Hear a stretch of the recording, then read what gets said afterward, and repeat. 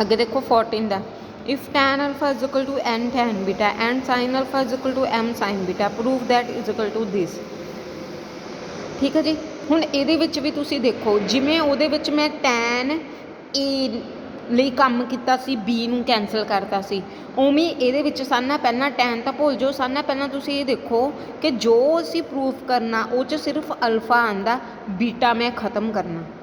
ਤਾਂ ਉਹੀ ਸੇਮ ਪਿੱਛੇ ਵਾਂਗੂ ਅਸੀਂ ਇਹਦੇ ਵਿੱਚੋਂ, ਉਹਦੇ ਵਿੱਚ ਅਸੀਂ ਬੀ ਦੀਆਂ ਵੈਲਿਊਜ਼ ਕੱਢੀਆਂ ਸੀ, ਇਹਦੇ ਵਿੱਚ ਅਸੀਂ ਬੀਟਾ ਦੀਆਂ ਵੈਲਿਊਜ਼ ਕੱਢਾਂਗੇ। ਇਹਦੇ ਵਿੱਚ ਟੈਨ ਬੀਟਾ ਦੀ ਵੈਲਿਊ ਕੱਢ ਲਓ, ਕੀ ਆ ਜੂਗੀ ਟੈਨ ਅਲਫਾ ਅਪੋਨ ਐਨ।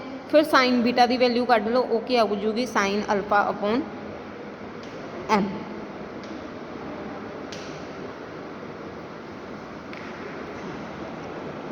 ਠੀਕ ਹੈ ਜੀ। ਮੈਂ ਤੁਹਾਨੂੰ ਕਿਹਾ ਸੀ ਇਹ 'ਚੋਂ ਟੈਨ ਬੀਟਾ ਦੀ ਵੈਲਿਊ ਕੱਢ ਲਿਓ, ਕੀ ਬਣ ਜੂਗੀ ਟੈਨ ਅਲਫਾ ਅਪੋਨ ਐਨ, ਅਤੇ ਇਹਦੇ ਵਿੱਚੋਂ ਸਾਈਨ ਬੀਟਾ ਦੀ ਵੈਲਿਊ ਕੱਢ ਲਈ ਸਾਈਨ ਅਲਫਾ ਅਪੋਨ ਐਮ।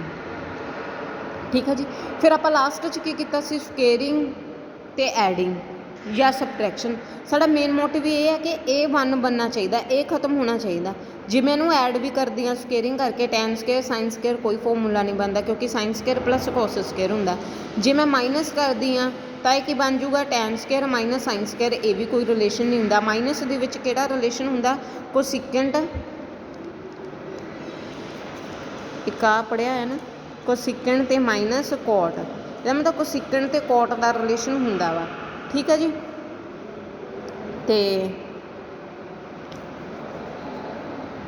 ਹੁਣ ਦੇਖੋ ਇੱਥੇ ਜਾਂ ਤਾਂ ਇੱਥੇ ਕੋਸ ਹੋਣਾ ਚਾਹੀਦਾ ਸੀ, ਤਾਂ ਮੈਂ ਇਹਨੂੰ ਖ਼ਤਮ ਕਰ ਸਕਦੀ। ਸਮਝ ਰਹੇ ਹੋ ਨਾ, ਪਿਛਲੇ ਸਮ 'ਚ ਵੀ ਆਪਾਂ ਟੈਨ ਬੀਟਾ ਨੂੰ ਇਸ ਸਮ 'ਚੋਂ ਐਲੀਮੀਨੇਟ ਕਰਨਾ, ਤਾਂ ਅਸੀਂ ਦੋ ਇਕੁਏਸ਼ਨ ਨੂੰ ਐਡ ਕਰੀਏ, ਸਬਟਰੈਕਟ ਕਰੀਏ, ਕੁਛ ਵੀ ਕਰੀਏ ਵੀ ਇਹ ਵਨ ਬਣ ਜਾਵੇ। ਜਿੰਨੇ ਵੀ ਸਾਡੇ ਟ੍ਰਿਗਨੋਮੈਟ੍ਰਿਕ ਦੇ ਬੇਸਿਕ ਫਾਰਮੂਲੇ ਆ ਉਹ ਸਕੇਅਰ ਦੇ ਵਿੱਚ ਹੁੰਦੇ, ਅਸੀਂ ਸਕੇਅਰ ਤਾਂ ਕਰਾਂਗੇ। ਤਾਂ ਟੈਨ ਦਾ ਜਾਂ ਤਾਂ ਸਿਕਣ ਬਣਨਾ ਚਾਹੀਦਾ, ਜਾਂ ਤਾਂ ਸਾਈਨ ਦੀ ਜਗ੍ਹਾ 'ਤੇ ਸਿਕਣ ਹੋਣਾ ਚਾਹੀਦਾ, ਤਾਂ ਕੁਛ ਬਣ ਸਕਦਾ।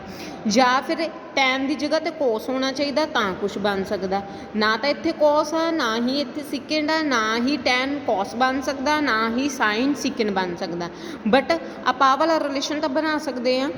ਆਹ ਵਾਲੇ ਰਿਲੇਸ਼ਨ ਨਾਲ ਵੀ ਸਾਡਾ ਐਲੀਮੀਨੇਟ ਹੋ ਜਾਊਗਾ ਆਹ ਵਾਲਾ, ਕਿ ਕੋਸਿਕਨ ਸਕੇਅਰ ਅਤੇ ਮਾਈਨਸ ਕੋਟ ਸਕੇਅਰ, ਇਹ ਕਿਹਦੇ ਬਰਾਬਰ ਹੁੰਦਾ 1। ਇੱਥੋਂ ਤਾਂ ਮੈਂ ਐਲੀਮੀਨੇਟ ਕਰ ਸਕਦੀ ਹਾਂ ਬੀਟਾ ਵਾਲੀ ਟਰਮ ਨੂੰ। ਹੁਣ ਤੁਸੀਂ ਇਹ ਦੇਖੋ ਕਿ ਟੈਨ ਸਾਡਾ ਕੋਸਿਕਨ ਜਾਂ ਕੋਟ ਬਣ ਸਕਦਾ, ਹਾਂ। ਟੈਨ ਨੂੰ ਉਲਟਾ ਦਿਓ ਤਾਂ ਕੋਟ ਬਣ ਜੂਗਾ। ਠੀਕ ਹੈ ਜੀ। ਸਾਈਨ ਨੂੰ ਉਲਟਾ ਦਿਓ ਤਾਂ ਕੋਸਿਕਨ ਬਣ ਜੂਗਾ।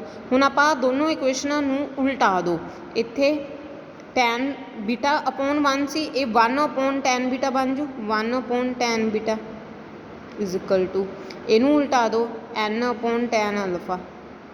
1 ਅਪੋਨ ਟੈਨ ਬੀਟਾ ਕਿਹਦੇ ਬਰਾਬਰ ਆ ਗਿਆ, 1 ਅਪੋਨ ਟੈਨ ਬੀਟਾ, ਕੋਟ ਬੀਟਾ ਦੇ ਬਰਾਬਰ ਆ ਗਿਆ। ਟੈਨ ਦਾ ਉਲਟ ਨੂੰ ਮੈਂ ਕੀ ਬੋਲਦੀ ਹਾਂ, ਕੋਟ ਬੀਟਾ, ਐਨ ਟੈਨ ਅਲਫਾ।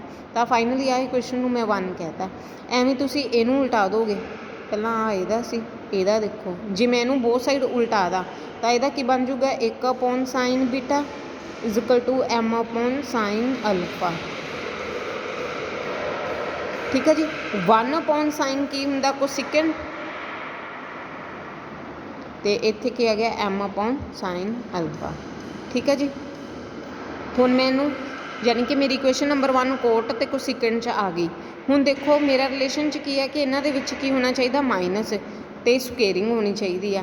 ਹੁਣ ਮੈਂ ਇਕੁਏਸ਼ਨ ਨੰਬਰ 1 ਐਂਡ 2 ਦੀ ਸਕੁਏਰਿੰਗ ਅਤੇ ਸਬਟਰੈਕਸ਼ਨ ਕਰਤੀ। ਇਹਦੀ ਸਕੁਏਰਿੰਗ ਕੀਤੀ, ਕੋਟ ਸਕੁਏਅਰ ਆ ਗਿਆ, ਫਿਰ ਮਾਈਨਸ ਕੀਤੀ, ਇਹਦੀ ਸਕੁਏਰਿੰਗ ਕੀਤੀ, N square tan square alpha minus, ਫਿਰ ਇਹਦੀ ਸਕੁਏਰਿੰਗ ਕੀਤੀ, ਐਮ ਸਕੁਏਅਰ ਅਤੇ ਸਾਈਨ ਸਕੁਏਅਰ ਅਲਫਾ। ਠੀਕ ਹੈ। ਹੁਣ ਜਿਹੜਾ ਮੇਰਾ ਫਾਰਮੂਲਾ ਉਹ 'ਚੋਂ ਕੋਸਿਕਨ ਅੱਗੇ ਆ, ਕੋਟ ਪਿੱਛੇ ਆ, ਤਾਂ 1 ਬਣੂਗਾ। ਕੋਸਿਕਨ ਅੱਗੇ ਮਤਲਬ ਪੋਜ਼ੀਟਿਵ ਹੋਣਾ ਚਾਹੀਦਾ, ਮਾਈਨਸ, ਟੇਕ ਕਾਮਨ ਨੈਗੇਟਿਵ, ਸਿੰਪਲ। ਇਹਦੇ ਵਿੱਚੋਂ ਅਸੀਂ ਨੈਗੇਟਿਵ ਕੀ ਲੈ ਲਾਂਗੇ, ਕਾਮਨ ਲੈ ਲਾਂਗੇ, ਅਤੇ ਇੱਧਰੋਂ ਵੀ ਅਸੀਂ ਨੈਗੇਟਿਵ ਕਾਮਨ ਲੈ ਲਾਂਗੇ, ਤਾਂ ਮੂਹਰੇ ਆ ਜੂਗੀ ਟਰਮ, ਆਹ ਪਿੱਛੇ ਆ ਜੂਗੀ ਨੈਗੇਟਿਵ 'ਚ। ਠੀਕ ਹੈ ਜੀ। ਨੈਗੇਟਿਵ ਅਤੇ ਨੈਗੇਟਿਵ ਕੈਂਸਲ ਹੋ ਗਿਆ, ਆਹ ਵਾਲੀ ਚੀਜ਼ ਸਾਡੀ ਵੈਸੇ ਹੀ ਖਤਮ ਹੋ ਗਈ, 1 ਬਣ ਗਈ। ਇੱਧਰ ਕੀ ਆ ਗਿਆ, ਐਮ ਸਕੁਏਅਰ ਸਾਈਨ ਸਕੁਏਅਰ ਐਨ ਸਕੁਏਅਰ, ਆਹ ਟੈਨ ਨੂੰ ਵੀ ਮੈਂ ਕਿਹ ਕਨਵਰਟ ਕਰ ਲਿਆ, ਸਾਈਨ ਸਕੁਏਅਰ ਅਪੋਨ ਕੋਸ ਸਕੁਏਅਰ, ਕਿਉਂਕਿ ਜਿਵੇਂ ਪਿਛਲੇ ਸਮ 'ਚ ਅਸੀਂ ਟੈਨ ਬਣਾਉਣਾ ਸੀ, ਇਸ ਸਮ 'ਚ ਅਸੀਂ ਕੀ 'ਤੇ ਜ਼ੋਰ ਦੇਣਾ, ਕੋਸ 'ਤੇ। ਤਾਂ ਇਸ ਕਰਕੇ ਟੈਨ ਤੋਂ ਡਾਇਰੈਕਟ ਕੋਸ ਤਾਂ ਨਹੀਂ ਬਣ ਸਕਦਾ, ਬਟ ਟੈਨ ਦੇ ਵਿੱਚ ਕੋਸ ਕਦੋਂ ਆਉਂਦਾ, ਜਦੋਂ ਮੈਂ ਇਹਨੂੰ ਸਾਈਨ ਅਪੋਨ ਕੋਸ ਲਿਖਾਂ। ਹੌਲੀ ਹੌਲੀ ਆਪਾਂ ਸਾਈਨ ਵੀ ਖਤਮ ਕਰ ਦਾਂਗੇ, ਆਪਾਂ ਕੋਸ ਲੈ ਕੇ ਆਉਣਾ। ਪਹਿਲਾਂ ਅਸੀਂ ਐਲਸੀਐਮ ਲੈ ਲਿਆ, ਐਲਸੀਅਮ ਕੀ ਆ ਗਿਆ ਐਮ ਆ ਇਹਦੇ ਨਾਲ ਕੱਟਿਆ ਗਿਆ, ਇੱਥੇ ਕਿੰਨਾ ਰਹਿ ਗਿਆ ਇਕੱਲਾ ਐਮ ਸਕੇਅਰ, ਆ ਇਹਦੇ ਨਾਲ ਕੱਟਿਆ ਗਿਆ, ਆ ਕੀ ਰਹਿ ਗਿਆ ਇਹਨੂੰ ਕੀ ਕਹਿੰਦੇ ਆ ਕੋਮਨ ਐਲਸੀਅਮ, ਜਿਹ 'ਚ ਨਿਊਮੀਨੇਟਰ ਐਜ਼ ਇਟ ਇਜ਼ ਆ ਜਾਂਦਾ। ਠੀਕ ਹੈ ਜੀ। ਆ ਸਾਈਨ ਸਕੇਅਰ ਨੂੰ ਉੱਧਰ ਲੈ ਜਾਓ, ਇੱਕ ਨਾਲ ਮਲਟੀਪਲਾਈ ਹੋ ਗਿਆ ਸਾਈਨ ਸਕੇਅਰ, ਇੱਧਰ ਕੀ ਰਹਿ ਗਿਆ ਐਮ ਸਕੇਅਰ। ਹੁਣ ਮੈਨੂੰ ਪਤਾ ਮੈਨੂੰ ਪ੍ਰੂਫ 'ਚ ਸਾਈਨ ਸਕੇਅਰ ਨਹੀਂ ਚਾਹੀਦਾ, ਕੋਸ ਚਾਹੀਦਾ, ਤਾਂ ਸਾਈਨ ਸਕੇਅਰ ਨੂੰ ਮੈਂ ਕੀ ਲਿਖ ਸਕਦੀ ਹਾਂ 1 cos square M square minus M square is equal to cos alpha. ਇਹ ਹੁਣ ਕੋਸ ਅਲਫਾ ਵਾਲੇ ਨੂੰ ਅਲੱਗ ਕਰ ਲਓ, ਆ ਮਾਈਨਸ ਕੋਸ ਅਲਫਾ ਇੱਧਰ ਜਾ ਕੇ ਪਲੱਸ ਹੋ ਗਿਆ, ਆ ਇੱਧਰ ਜਾ ਕੇ ਪਲੱਸ ਹੋ ਗਿਆ, ਆ ਉੱਥੇ ਹੀ ਪਿਆ ਕੋਸ ਅਲਫਾ। ਮੈਂ ਕੋਸ ਵਾਲੀਆਂ ਟਰਮ ਇੱਕ ਸਾਈਡ 'ਤੇ ਰੱਖਣੀ ਹੈ, ਐਕਸਟਰਾ ਕੌਣ ਸੀ ਐਮ ਨੂੰ ਮੈਂ ਉੱਧਰ ਲੈ ਗਈ minus M square, 1 minus M square, ਇੱਧਰੋਂ ਟੇਕ ਕਾਮਨ ਕੋਸ ਸਕੇਅਰ ਅਲਫਾ, ਇੱਧਰ ਕੀ ਰਹਿ ਗਿਆ 1 ਮਾਈਨਸ ਐਨ ਸਕੇਅਰ। ਠੀਕ ਹੈ ਜੀ।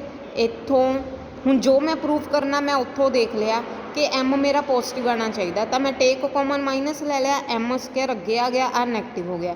ਜਦੋਂ ਮੈਂ ਪ੍ਰੂਫ ਕਰਨਾ ਸੀ ਮੈਂ ਉੱਥੋਂ ਦੇਖ ਲਿਆ ਕਿ ਐਨ ਵੀ ਕੀ ਆਉਣਾ ਚਾਹੀਦਾ ਪੋਜ਼ੀਟਿਵ, ਤਾਂ ਇੱਥੇ ਮੇਰਾ ਐਨ ਕੀ ਆ ਰਿਹਾ ਸੀਗਾ ਨੈਗੇਟਿਵ, ਤਾਂ ਮੈਂ ਇਹਦੇ ਵਿੱਚੋਂ ਵੀ ਨੈਗੇਟਿਵ ਕਾਮਨ ਲੈ ਲਿਆ, ਤਾਂ ਐਨ ਮੇਰਾ ਪੋਜ਼ੀਟਿਵ ਹੋ ਗਿਆ, ਆ ਕੀ ਹੋ ਗਿਆ negative. That is the proof. ਬਾਕੀ ਦੀ ਮੈਂ ਗਰੁੱਪ ਦੇ ਵਿੱਚ ਫੋਟੋ ਵੀ ਸਮ ਦੀ ਭੇਜ ਦੂੰਗੀ।